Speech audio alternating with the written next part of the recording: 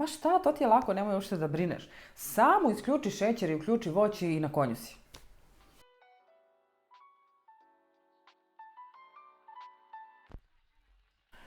Zdravo i dobrodošli u novi video. Za vas koji ste prvi put na kanalu, zovem se Bojana, također imam dijagnozu insulinske rezistencije i uspešno je držim pod kontrolom, naravno, promenom navika u ishrani. Kao što i sam naslov kaže, danas govorimo o tome da li je voće dobar izbor ako imate ovu dijagnozu i koje je voće onda u stvari dobar izbor.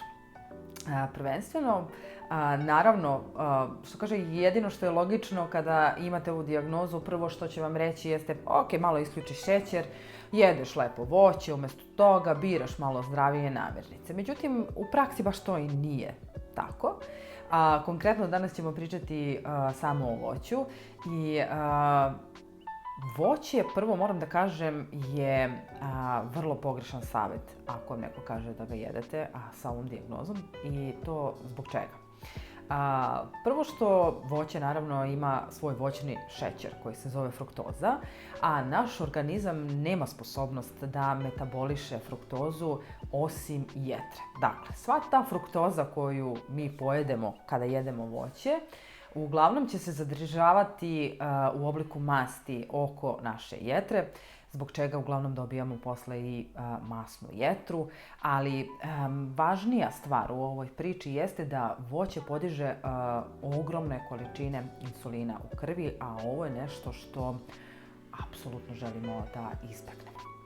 Međutim, nemojte da brinete, postoje voće koje možete da jedete slobodno i to su uglavnom bobičasta voća. Znači, hvala Bogu, sad kreće sezona, tako da svo to voće dolazi na velika vrata. Znači, ono što možete da jedete jesu jagode, jesu maline, jesu borovnice, kupine, pomozite mi reći, aronija. Možda nije baš ovako, malo je opora, nije baš zanimljiva kada se jede sveža, ali, Bože moj, možete da napravite nekakav sok, iskoristite zaslađivač koji možete da koristite i apsolutno uživajte u svim tim ukusima. Međutim, da, zaboravila sam i citruse, da ne zaboravim. Dakle, može li meta, može limun. Međutim, kao što sam htjela da nastavim, to ne znači da vi apsolutno nikad više ne možete da pojedete bilo šta od voća. Pojedite, naravno da ćete da pojedete. Međutim, ipak nekako kada jedete, posebno žene imaju problem kada dolazi sezona lubenica, pa ili dinja, ne znam već šta ko voli. Pa uglavnom se jede to svaki dan. Ipak napravite pauzu. Znači, imajte sada svest o tome da u ogromnoj meri podstičete insulin kada birate da jedete takvu vrstu voća i dajte vašem organizmu vremena da se oporave. Znači, napravite pauzu par dana da ne jedete ponovo neku takvu vrstu voća. Prosto to ne čini vam dobro. Druga stvar gdje ljudi, žene obično greše, jeste kada menjaju u kolačima sastave, pa umjesto šećera onda unose suvo voće, ne znam, urme, ne znam, bilo šta tog tipa. Također isto budite oprezni, uglavnom suvo voće, kaže kandirano. Dakle, ono je već negde prošlo nekakav proces gdje je dodatno zaslađeno nekakvim šećerom, osim što je samo sušeno. Svakako ovo nije dobar izbor jer je onda sva ta slatkoća više koncentrisana. Tako da nemojte da mislite da sad ako zamenite šećer i ubacite urmu umjesto toga da ste uradile nešto dobro. Bez obzira što one imaju dovoljno vlakna i svega, nekako birajte da to ređe bude vaš izbor. Ovo je još važno iz nekoliko razloga.